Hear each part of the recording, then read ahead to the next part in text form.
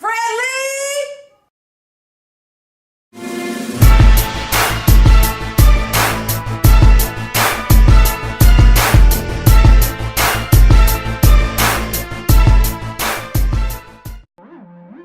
to another edition of the Backcourt Online. Kendall Gill, Stephen Bardo coming to you from Theory Sports Bar 9 West Hubbard. Joel and his staff doing an excellent job. Kendall, what did he say about next week? He said he's going to have a brand new menu, brand new food. So all of you guys that have been here before or haven't been here before, come in next week. Check out the new menu. It's excellent as always. Yeah, Joel and his staff doing a great job. So come check them out. Theory Sports Bar 9 West Hubbard. So we've been out for a while, so let's update everybody what's going on. Standings. Let's run through the standings real quick. The West, number 1, San Antonio, OKC, even without Westbrook. Portland 3, Clippers 4, Houston 5, Golden State 6, Phoenix 7, Dallas 8. Now here's the thing. Remember this. Dallas at 20 and 16, number 8 spot in the West. All right. You want to do the East? Yeah, East. Indiana, we got number 1, of course, Paul George and company continuing to play at a high level. Miami Heat, defending champions, of course, at number 2. Then we have the Atlanta Hawks. Al Horford going out. Still, Atlanta is still able to stay in the number 3 position. Toronto number 4, Washington number 5. The Chicago Bulls, our Chicago Bulls, number 6. The Charlotte Bobcats number 7. And guess what? The Brooklyn Nets finally starting to put it together. Finally grabbed that 8th spot yesterday with the win over Golden State Warriors. Now, why I said 20 and 16 at Dallas. Dallas would be the number 3 seed in the East and the number 8 in the West right now. So there's a tremendous imbalance in the NBA from the West Conference to the Eastern Conference. And it's good for the NBA that Brooklyn gets into the 8th spot, but that just shows you how bad the Eastern Conference really is. Yeah, really, there's only 2 teams in the Eastern Conference that can compete with teams in the Western Conference, that being the Indiana Pacers and the Miami Heat. So, that's why, all the things that have happened this season with the injuries in Atlanta, the trade that just happened with Chicago, these teams still can make it into the playoffs with such bad records. And, this is unprecedented. I've never seen anything like this, Steve. And don't sleep on Detroit, because they're right there at the 8th spot with Brooklyn. And, that front line of Monroe and big boy from Connecticut. Andre Drummond. I almost had a brain fart. Which team misses their point guard the most? The Bulls, the Thunder, Clippers, or the Nets? I'm going to let you start out with that. Well, let's go directly to the Nets. Nets have gone on a 4-game winning streak. Did a great job last night against the hot Golden State Warriors. Golden State actually trying to be the first team to win 7 games on the road. Deron Williams is out now with still ankle problems, but the Nets continue to roll right along. So I wouldn't say the Brooklyn Nets right now miss Deron Williams that much. As far as the LA Clippers, CP3 had a shoulder separation last week. We can't get a gauge on that right now. We have to wait for a couple of weeks to see how that affects their team. OKC Thunder, they're still in 2nd place in the West. So I don't know whether they're missing Russell Westbrook right now. And let's not forget, they have a backup by the name of Reggie Jackson, who can really play. That's right. He's not going to be a backup for very long, because some other team is going to come along once his contract is up and offer him big money to come and join their team to be their lead guard. I say the team that misses their point guard the most is the Chicago Bulls. I mean, Derrick Rose being out, he's a superstar. He's really everything for this team. If Derrick had not gotten hurt, the Bulls probably would not have traded Luol Deng. You think so? I don't think so. I heard John Paxson on the radio saying that if Derrick Rose had stayed healthy, they would have stayed pat with this team. If you're really being serious about coming out of the East, challenging Miami or Indiana, I don't think their injury to Derrick Rose made a difference. Well, I mean, I totally agree with you. I'm just telling you what John Paxson said. Oh, okay, I got you. That this team would have stayed pat had not Derrick got hurt. Listen, after the Bulls started 8-0 in the preseason, they did an excellent job. Everybody was, this is a championship year. Well, they played Miami early in the season. They played Indiana. I was one of those guys on the bandwagon saying that, hey, the Bulls could probably win a championship this year. However, after I saw them play those 2 teams, I said they cannot beat those guys in a 7-game series. That is the reason why I felt that they didn't have enough. Well, and to go back to the original question, which team misses their point guard the most? Here's what I think. The Thunder don't miss Westbrook, one, because he's angry. He ain't a true point guard. And they got Kevin Durant dropping 48 in certain nights. And you mentioned Reggie Jackson. Exactly. So they have the supporting cast. you look at the Clippers, jury's still out. We'll have to see if they can continue. But they're going to miss him. They're going to miss him. I think probably they'll end up being the team that misses their point guard the most because he really is the engine that makes them go. And I think the Nets are such a veteran ball club, and it's taken so long for them to get used to Jason Kidd that I think the longer Darren Williams stays out, I think it hurts him more than it does the Nets, actually. Good point. And so I have to agree with you that the Bulls seem to be the most traumatized by the loss. Let's go into the Luol Deng trade. Ooh, this hurt me, man. I know. This hurt me because Luol Deng was one of my guys. He's a first-class player. Yes. First-class person. Did not even know this trade was coming, you know. And as the Godfather says, it's not personal, it's business. You think so? I don't think it was personal. I think the Bulls were trying to get under the salary cap. With this trade, they got $20 million under. You know, making the trade for Andrew Bynum and releasing him.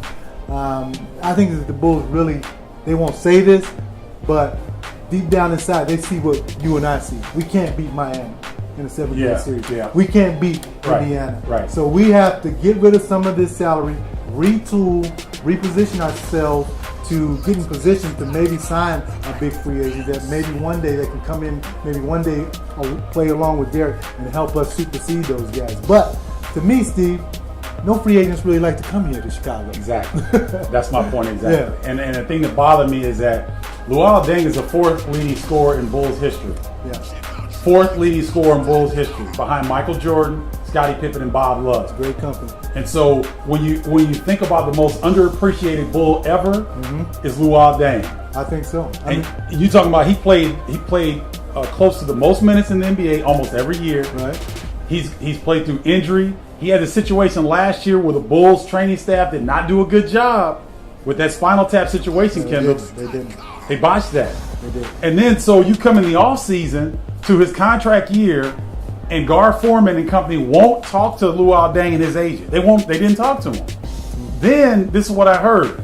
So during the season, he's in practice, an arbitrary day. Gar Forman asked him to come upstairs. This is quoted from Luol Deng. Asked him to come upstairs and puts a $30 million 3-year deal on the table. Take it or leave it. No negotiation.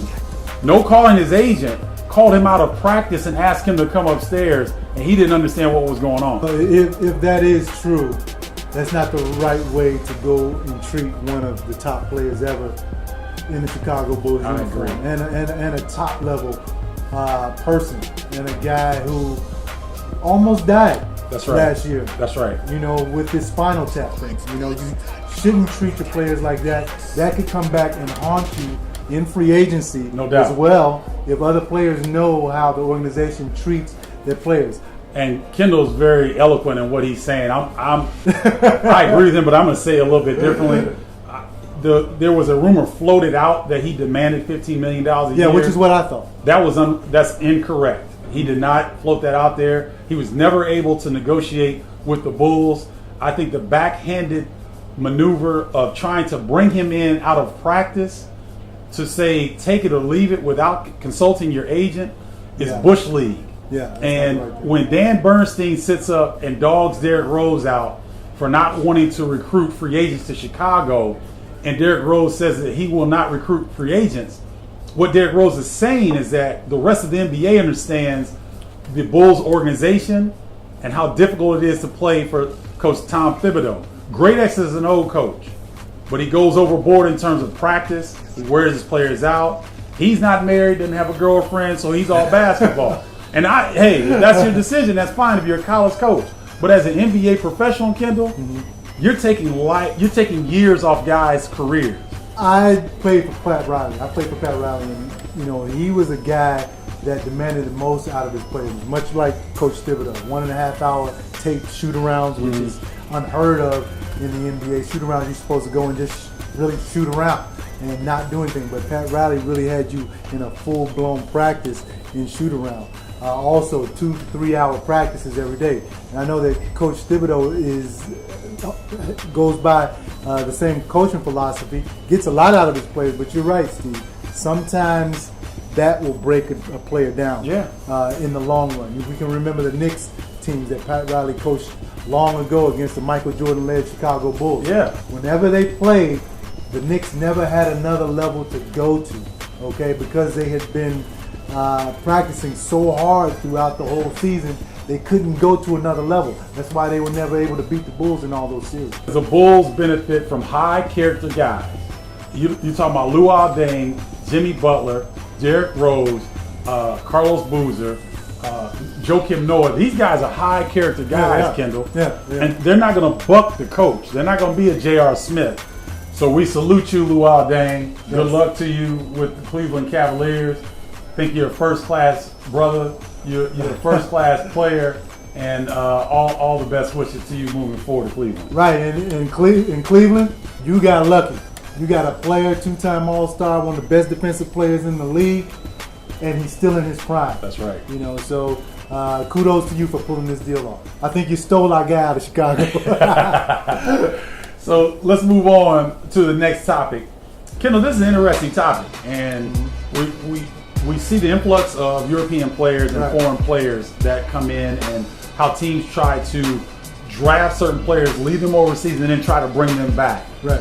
Give me your take on that topic. Well, here's my take on European players. You have, for every one Dirk Nowitzki, you have 10 or 12 guys that are all hype. Okay. They can't really play. Okay. You know, I think the European players that I was most impressed with, one Dirk Nowitzki, Arvydas Sabonis, and Drazen Petrovic, who was a beast. Who I had a lot of battles with. Those are the three guys that stand out in my mind as far as European players. But we look at Ricky Rubio right now. Had a lot of hype coming over here. You know, was supposed to be the next Pete Maravich, this and that. Well, you know what? Ricky Rubio can't throw it in from the ocean, from the beach to the ocean right now.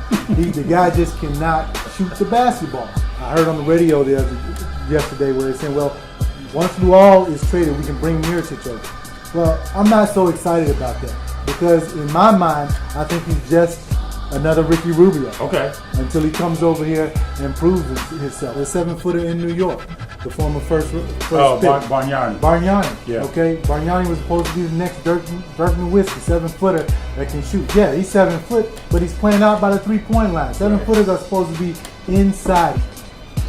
J.R. Smith with the Knicks. Oh my God. This is our Bama of the week, J.R. Smith. So you try to untie an opponent's shoes, and you get reprimanded. The refs say, all right, man, you know, you're being silly, whatever, stop. He does it again and gets fined $50,000. You call him Bama of the week, I call him can't get right. This brother just can't get right at all. I mean, we go back to the shoe untying incident. We go back to the Twitter picture. Oh, yeah. In which he got fined. I wasn't mad at it. You weren't mad at it, but I had to be mad at it because I'm married. I got you. But Steve, ever since he's been in the league, his first couple of years with Denver, I watched him play. I watched him take ill-advised shots. Oh, he always does that. I watched him go against the grain. He's a wonderful talent. But as I said before, he just can't put it together. He just can't get it right. Bama of the week, J.R. Smith. Can't get right.